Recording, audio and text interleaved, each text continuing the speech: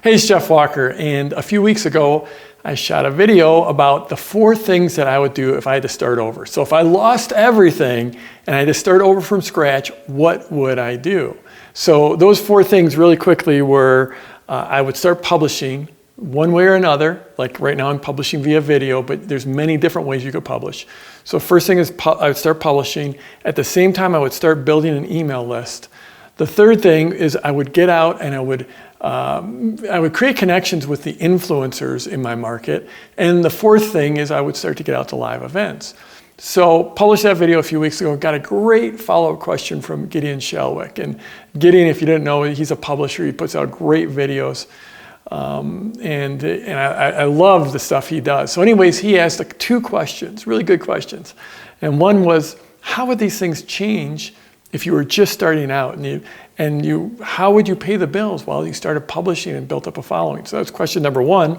Question number 2 was, how would those 4 things change, or would they change if you had a ton of money, if you actually had some real resources to throw at this? So I thought those are really good questions. So first of all, if you had no money and you were starting out, what would I do? And I would still follow those same 4 things. It might be a little tougher to get out to live events if you had 0 money, but those first 3 things you could do. You could start publishing, because it doesn't cost anything to create a YouTube channel. It doesn't cost anything to start publishing on social.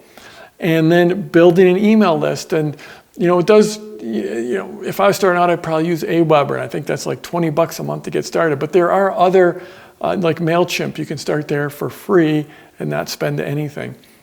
So I'd still do these same things. It doesn't cost anything to start to create a relationship with the influencers in your market. If you can reach out to them via social. It doesn't cost anything.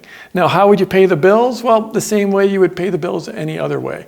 You would probably have to do this while you were working, while you had a job. When I started this, I had a full-time job, which was taking care of 2 young kids that I was a full-time primary care provider while my wife was out supporting the family. But essentially, I had a full-time job, and I did this at night and just fit it in around the edges.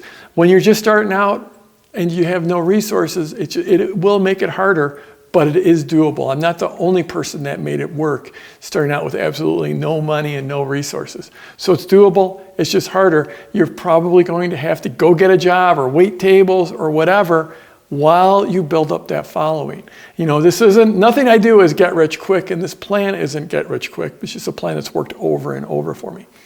Now, on the other side, if you had a lot of money or a good chunk of money, or you have money you could invest in your new business, then everything I would do would be around really figuring out a way to fail faster. So one thing, let me explain. One of the things I see people do, especially when they have a lot of money, or they have some money, is they try to build this great big thing before they actually start making sales. And I'm all about getting to that first dollar first.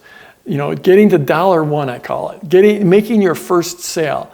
Because when you make that first sale, then you have a proof of concept. And it's better to make more than 1 sale, but at least get to that first dollar and make that first sale. So what I would do is I would start publishing, but I would probably start spending money on advertising to send people into my publishing. And then I would try to get an offer up relatively quickly and start to test that offer. And the easiest way to do that is with paid traffic. It's a lot easier to do that now than it was when I started out, when there really weren't options to drive paid traffic. For many markets, Facebook is just a fantastic way to test out some paid traffic and start driving traffic in. And that's a bit of a quick start. It's sort of a shortcut, because like my 4-step plan was start publishing and build an email list. You're doing it at the same time, you're trying to build like word of mouth. If you're doing this with no budget, you're maybe going out and posting to social, or you're posting to forums, you're trying to drive traffic in organically. That can be a slow start. And it's a great way to start if you don't have any money whatsoever. But if you have some money and you can spend it on advertising, then you can jumpstart it and get some traffic in right away and start to test your market to see if what you're doing resonates with your market.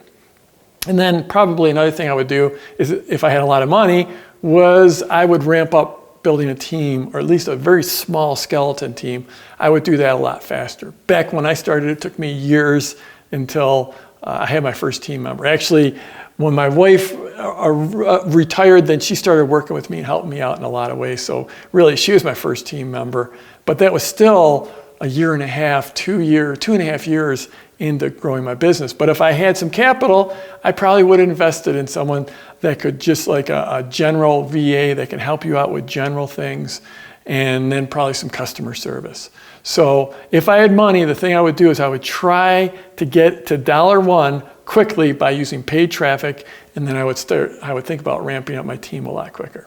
So I'm Jeff Walker. If you're watching this anywhere else besides at jeffwalker.com, that's where my blog's at. Head on over there. That's where all the action is. That's where the goodies are. Scroll down, leave a comment for me. Give me a share on social. Give me the thumbs up or thumbs down button if you're on YouTube. Subscribe to my channel, and let's go get them this week.